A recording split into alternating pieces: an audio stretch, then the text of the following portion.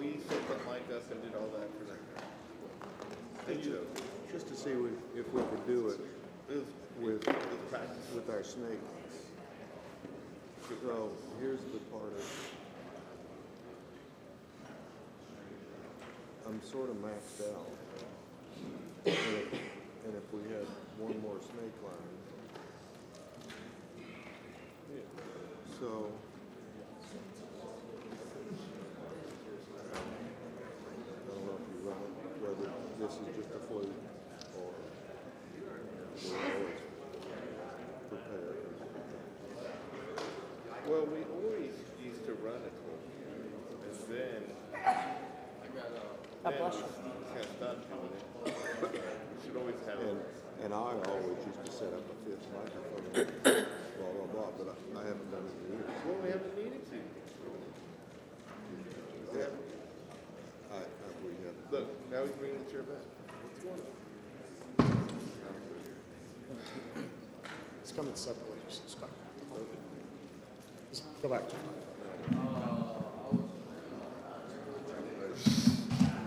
Go ahead.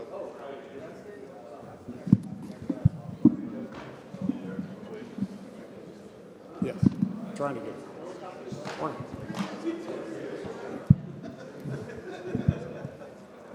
$10, handoff. Yeah. Yeah, trying. I'm assuming you're rolling.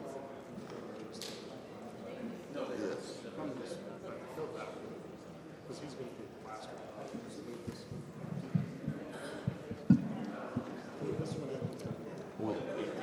We don't have a nameplate here? Oh.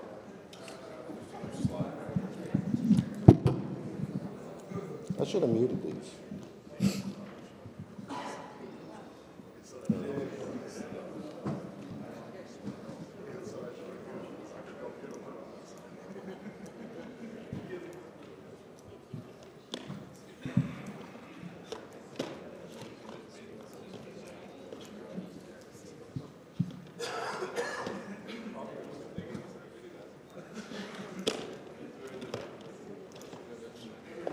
Yes, sir.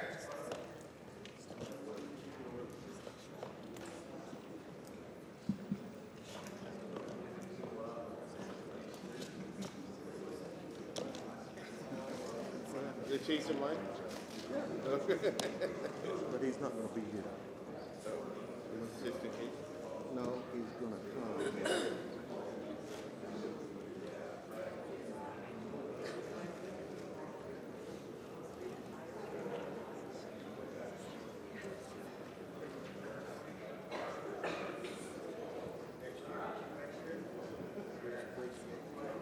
Sunny.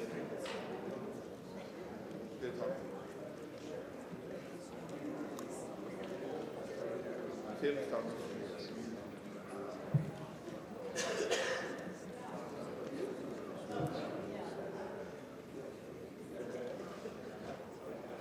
He's gonna play. Oh. He's playing right now.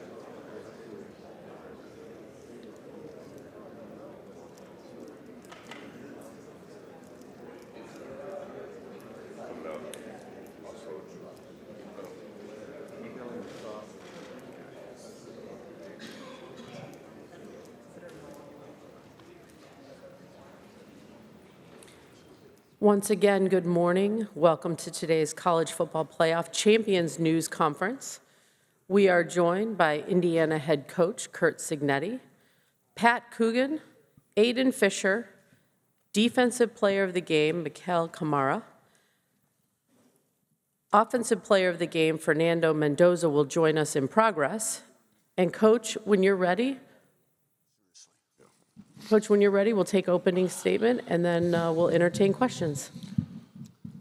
Okay, obviously late night, 7:50 kickoff, and I'm sure some of these, I heard one of them didn't even get to bed yet, so great day yesterday, good to be here today at the winner's podium, and every day brings, new things that need to be done and new challenges. So proud of these guys, proud of the leadership, thankful for the leadership that they provided this year and their last year, and just the way they conducted themselves throughout their career. Pat, who was with us 1 year, who was such a tremendous add and leader for this football team.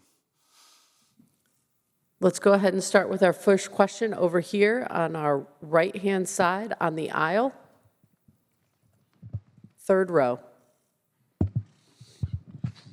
Good morning, Jeffrey. I'm JohnSpeaks.com. This is for any of the players who want to take it. Just give us a little bit of sense of a player's view of the scope of what you accomplished. You didn't just win a national championship. You did it at Indiana, which, as you guys know, at one point in time had the most losses in the history of the sport. You went from the bottom to the very mountaintop. Why? And just give us a player's view of, like, what is it like to go on that journey? Pat, let's start with you. Yeah, well, I think it starts with belief, right? Like, there's got to be a like-minded individuals, right, who come together for a common purpose, and sometimes that belief has to be a little bit irrational, especially at a place, you know, that hasn't had the success like Indiana. You know, I haven't been here for long, but I've seen it. And I've seen the way that this place has been characterized. And when Coach Sig got here, he believed, and he got people to believe. And, you know, sometimes people laughed at him and people thought he was crazy, but, you know, that was a little irrational belief, right? Like, you got to get people to buy in. And you got to get people to think alike. And you got to get people to believe in the mission, believe in what we're trying to do here. And it takes a village, and it takes all of us. And it takes a whole coaching staff, and it takes a whole players, just everybody to buy in and believe in a common goal and a common purpose. And like I said, it takes a village, and it really took all of us. Aiden? Yeah, just to piggyback off of what he said, you know, from a program that is known for losing and a culture that was in a bad spot when Coach Sig got here, it was all about changing the way people think, and that's, you know, internal and external from the building. We described it as a sleeping giant when we got here. You know, the Indiana fans and just the culture around Indiana was just hungry for a winner. And they just needed the right coach and the right players to come in and kind of flip this thing around. You know, it's been a special ride, and I think we had just the right coaches, the right staff, you know, the right players, and everybody that was, you know, right for the job to make this thing happen. And it's just unbelievable to be a part of. And, you know, doing it in Indiana makes it 10 times more special. Mikail? Yeah, just kind of like what he said, especially about the, like, sleeping giant.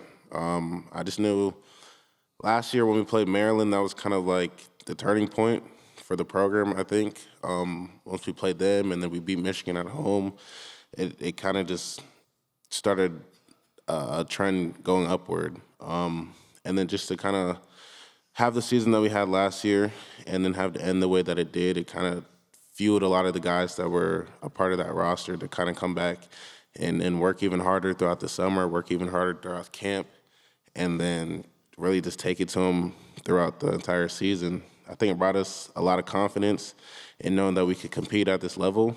And I mean, we're 16-0, national champions, so there's nothing else you could have dreamt of. We're going to come over here to our left-hand side, second row. Hi, Coach. I think a lot of people are wondering now why it took so long for a Power 4 school to hire you. I wonder, are there other Curt Cignettis out there undiscovered? And if so, where are they? There have been a number of guys coach at the D2 or 3 level, for that matter, get to P4 and been highly successful, and there's 4 or 5 of them still coaching. It took me longer. I got a great break when I was young, 23, at probably the second best conference in the country, the old Southwest Conference. But, you know, for the first half of my career, I was with teams that did not win. People don't hire assistants from schools that don't win. And when I was retained by Walt Harris, I learned a lot about quarterback play, was there 3 years. And then when I went to NC State, you know, we had Phillip Rivers and We had a nice ride there, 7 years.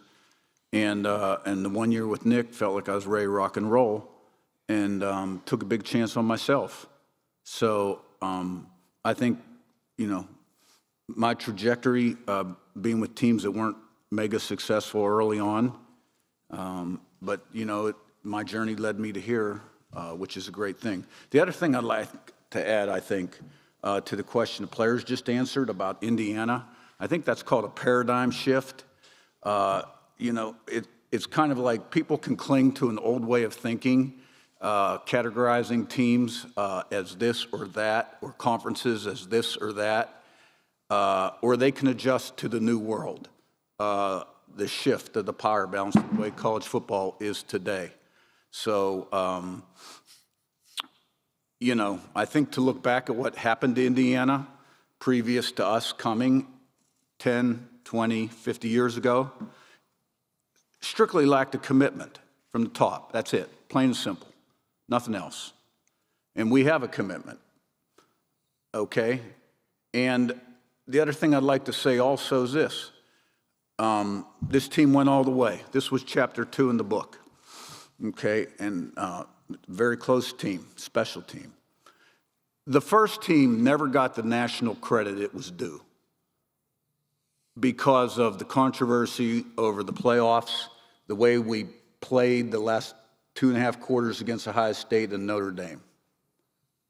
That team got it all started, never trailed till the 9th game of the year, and when they did up at Michigan State, 10-0 first quarter, scored 47 straight.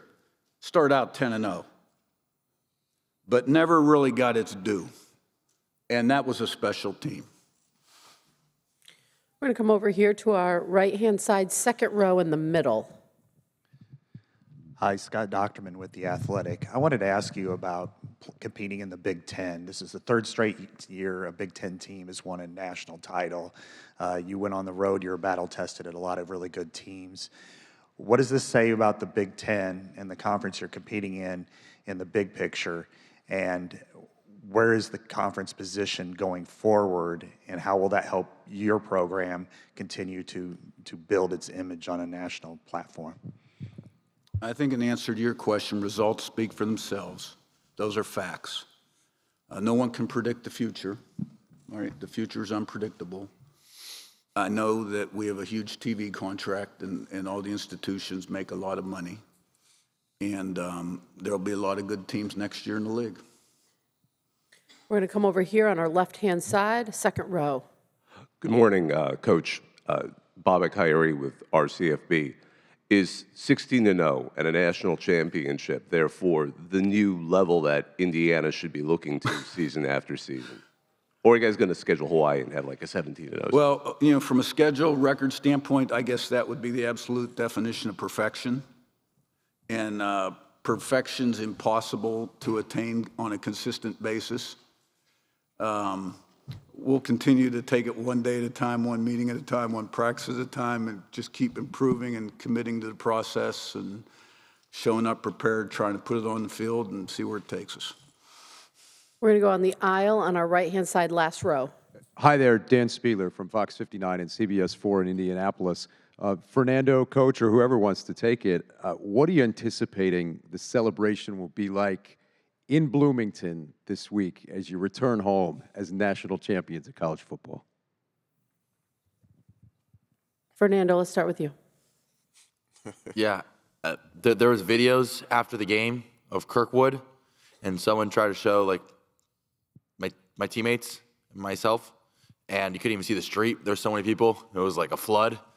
And so I think that just epitomizes the Hoosier spirit and foreshadows the many long celebrations that they're going to be in Bloomington. I think that, like Coach Cignetti said before, Bloomington's been a predominantly basketball town and basketball city for the longest time, and I think it's a great honor and great privilege to be a part of the team that brings its first football national championship. And I can only imagine what all the Hoosiers are looking forward to celebrating this weekend or this week.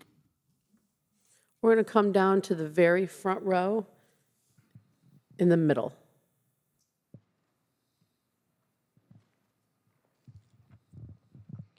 Dan Tortora, wakeupcalldt.com, for you, Pat, and for Coach. The offensive line doesn't get a lot of respect. Typically, they only get talked about if they make mistakes. This offensive line didn't make a lot of them. So, Pat, just what you can say to this team and how it starts in the trenches, and Coach, the entire offensive line, just what they meant to this 16-0 perfect season. Good, Pat. Yeah, well, certainly, you know, as an offensive lineman, it's our pride and duty to protect the quarterback and do everything possible to protect the guys behind us, protect the guys beside us. And, you know, it wasn't the cleanest day yesterday. I think everybody knows that, and we accept that. We take that on. We know that, right? Like, we have personal pride in what we put on tape and what we put on the field. We know it wasn't our best, but at the end of the day, we did just enough, right? Like, we take great pride in protecting our Heisman quarterback, and I'm really proud of this group, right? Like, it was a never-ending kind of journey of getting better, and it took all of us. It took the whole room, and it's a credit to Coach Bostad. It's a credit to Coach Leeds and everybody in that room who just kept getting better, really. We knew it was going to take all of us. It took everybody in that room.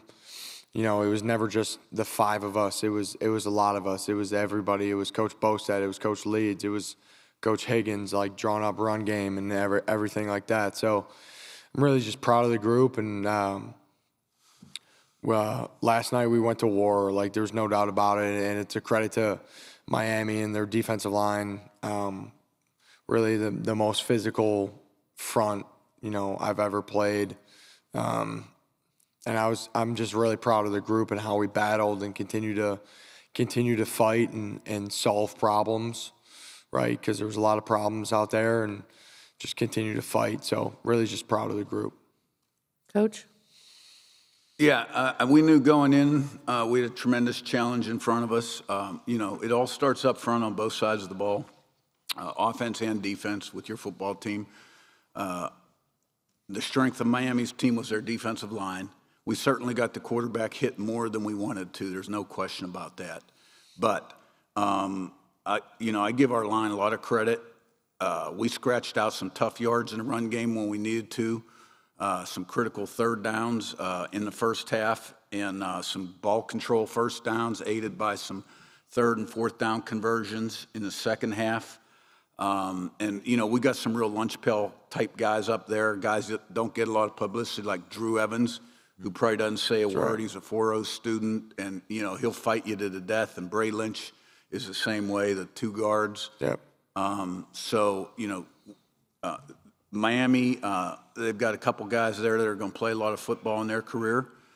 And, you know, it was a tough matchup, and none of us have seen the tape. So that's what I'd say about that. Come over here to our right-hand side, third row in the middle. Yes, Chuck Culpepper from the Washington Post. For Coach Cignetti, from listening to you speak about your trajectory earlier this morning and now this morning, I was wondering if there had come a point along the way where you figured that a Power 5 or Power 4 head coach probably wasn't going to happen for you, and whether you were at peace with that if you thought that it wasn't. Yeah, I can't say I woke up every day thinking about it. But even when I made the move I made from Alabama, I didn't make that move with this in mind. It was going to be a different kind of lifestyle. And I was going to get to be the head coach. And I was going to take it as it came and make the most of it. And then as we got more successful and I got more confidence, and, you know, things just sort of happened. The one year that I thought really helped me professionally was the first year when I went to Elon. I think their record was about 7-52 when we went in there. And we lost our opening game to Toledo up there, who won the MAC. And then we won 8 in a row. And we were beating teams that had beaten them the year before by 50, 40 points. And that was a special team. And, you know, then I felt like, okay, you know, you got this thing. We're going to move over here to our left-hand side, second row on the aisle. Brandon Marcello, CBS Sports. Coach, this is for you. I know you're a film junkie. You said you haven't watched the film, obviously, yet. You've been quite busy. But when do you plan to watch the film? And is there any film out there you're really itching to see in the next few days, if you get Staff's off today. I got to fly to Houston tomorrow for the Bear Bryant. So I'll be back in the office on Thursday and then see what the checklist looks like then. I'm sure there's going to be more immediate things needed tended to. But get through the month, take a little vacation in February, go down to some nice hot weather island for about a week. And then when I come back, I'll figure out a few film projects that I think might fit next year's team and help me grow. We're going to move over to the right-hand side on the aisle, fourth row back. Mike Cunio, CBS Miami. Fernando, you just heard your teammates talk about how much of a battle that was last night. Just curious how you're feeling after that, and are the wins that much sweeter when you go through something that tough? Yeah, I would agree with that statement. I think the wins are sweeter when you have to go through some adversity or some struggle. If it was just handed to you, then there would be no satisfaction at the end of it. And because we all got some bumps and bruises, especially in such a hard-fought war up front and just all around, I think it makes it that much sweeter. And just is such a testament to everybody, giving it their all. There's a lot of bumps and bruises and a lot of guys. However, it's the last game of the season. And so at that point, there's plenty of time to rest. And, those are good. Those are a good type of bumps and bruises because they're victorious bumps and bruises. Back over here on the left-hand side, third row. Yeah, Mike Neislick from the Herald Times. Curt, your special teams units probably don't get the notoriety as the offense and defense, but they may have been just as dominant or even more. So Grant Kane takes a lot of pride in that. But how important was having the starters, a couple of them on the stage, that buy into that on a daily basis, and that's kind of defined the success? How important was that? And then for Mikail, to have that moment with the blocked punts as the first commitment for Curt's full signing class in 2020, what did that kind of full circle moment mean for you too? Right. Well, no, our special teams have been, they've improved every single year. We've been in the top 10 of the country last, I think, 3 years, composite-wise, very high this year. Turnover ratio, I think we finished the season plus 21, but you add the block punts, which I do. We were plus 25. Mikail's play certainly was a huge play last night where they were punting the ball, and we didn't have a block called. We had a return called. But he saw it, felt it, and gave great effort and turned into a touchdown, block punt touchdown. And, we try to put people on those teams, and sometimes it changes week to week depending on what the opponent's strengths are. But we've got starters, backups, and, some try-hard, walk-on type guys sometimes on teams. But everybody has to buy in on teams because a big special teams play can change the momentum of a game more so than, offense or defense. And look, if you don't buy in on teams, then you're not going to be on this team because, it's a play for our football team. But you're right, it doesn't quite get the media play that maybe offense or defense does. Yeah, I feel like Coach Kane, and then obviously coming from Coach Sig, but they pretty much made it so you really care about playing special teams, right? So I feel like special teams is all about effort, it's all about grit, and it's just about, do you want to get it done or not, right? So I feel like special teams is a huge backbone in winning football games. And I feel like you could have the best offense and the best defense, but if you have a poor special teams, you're not going to win games. So Coach Kane I'm in the special teams meeting room every single day, just watching, Coach Kane's film, watching the Daniel Ndukwe's blocks, and just watching technique. So kind of when I went out there, it wasn't something that I've never practiced before. I kind of just went out there and did stuff that I've been taught day in and day out. So it just all came natural. We're We're going to stay right over here on our left-hand side, third row. Oh. Any final questions? Oh, we've got one right back over here on the right-hand side. Back. Serena Raboyne, WHAS 11 in Louisville. This is for the players. We have heard about buying into Cignetti's program over and over and over again, but what is it about that that really got you to believe in it? What was that buy-in like? I think it kind of just starts just with effort, right? It starts in the weight room during the winters, the 6 a.m. workouts, and then the summer workouts in the hot grilling sun. I think that's kind of when you start to realize what type of team you have, right? The guys that push each other to get one more extra rep, the guys who get on each other for missing the line. I think that's kind of when the buy-in starts. And then once camp hits, that's just playing football at that point, right? So everyone does camp, but it's not just getting through camp. It's about trying to improve throughout camp so you can hit the season running. And then once you start to win, that momentum just carries and carries and carries, and the result just kind of turns out to what we have now. Yeah, I would say as somebody who will kind of look at it as a choice of, do you want to buy into something like this or not? It helps to look at the development Coach Sig and his staff have had with different players. The track record, the wins, obviously it speaks for itself. So, just knowing that, there is a plan in place that if you do buy in and kind of put your head down and work, you see the results, and that's, results in us, sitting on this stage right now. But, it just it's not for everybody. I will say that. It's a lot of times where you kind of second guess that decision when times get tough, but, ultimately, it's the best for you. I've said it, Coach Sig just finds a way to get the best out of his players. I think that's not only Coach Sig, but, Coach Haynes, Coach Shanahan, strength staff, anybody that, has the attention of our players.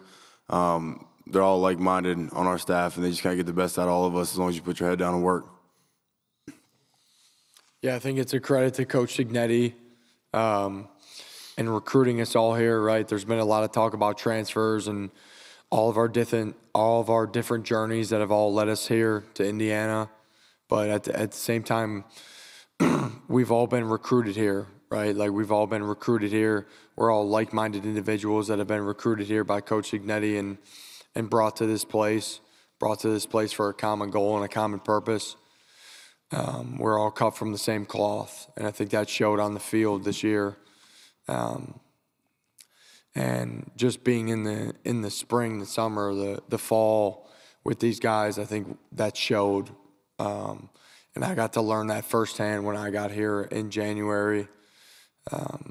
And it was a blessing, really. It's a blessing to be here, and it's a blessing to be a part of this group and this journey. And I'm really just grateful to be a part of this brotherhood. I think that belief is crucial, especially when the margins in college football are so small, as we've seen time and time throughout the season.